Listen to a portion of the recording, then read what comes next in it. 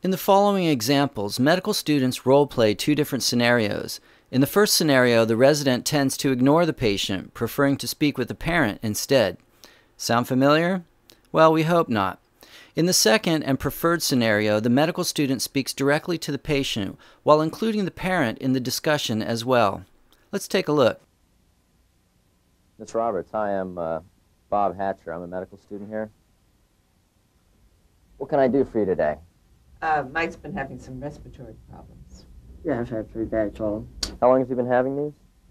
Well, since about the beginning of last week.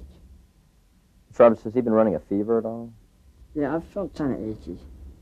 Notice if he's been spitting anything up. Has the sputum been clear, watery, or thick, or has it been tinged with any blood? I'm pretty thick. How about his hearing? Have you noticed any problems with his hearing? No, my hearing's fine. Okay, well, I'm going to have to do a physical examination, so why don't you get Mike ready and I'll be back. Hi, I'm Mrs. Roberts. Hi, nice to meet you. I'm Mike Roberts. Hi, Mike. Nice to meet you, too. Is it okay for me to call you Mike? Sure. Okay. Why don't you tell me a little bit about yourself, what brought you in today? Well, it's pretty bad cold. Okay, and how long have you had it? It got pretty bad at the end of last week. Okay, so the end of last week. So it's been going on about a week now? Or so. Okay. What other symptoms are you having? Coughing a lot. Coughing? I have aches. Pretty achy. Okay, tell me a little bit about your cough. Is it a productive cough? Are you coughing up any sputum or anything? Yeah, quite a bit. Okay, quite a bit. What color is it? It's pretty thick, white color. Okay, very thick, very white. Okay. Are you having any fever? Yeah, I think so. Any night sweats or any sweating? Yeah, both. What about nausea or vomiting? No. Okay. Have you ever had these symptoms before? Yeah, about a year ago, I had the same symptoms, and then like 10 days later, I was in the hospital with pneumonia.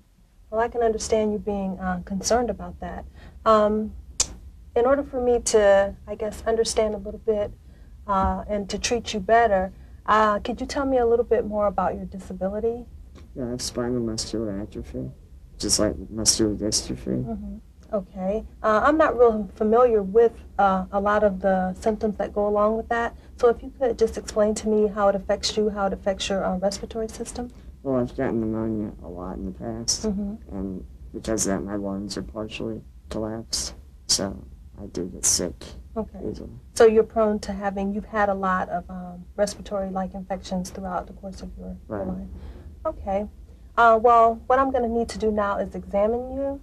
So I'm going to step out of the room, but before I do, could you just tell me, is it better for me to examine you in your chair, or would it be better to get up on the exam table? It'd probably be easier in the chair.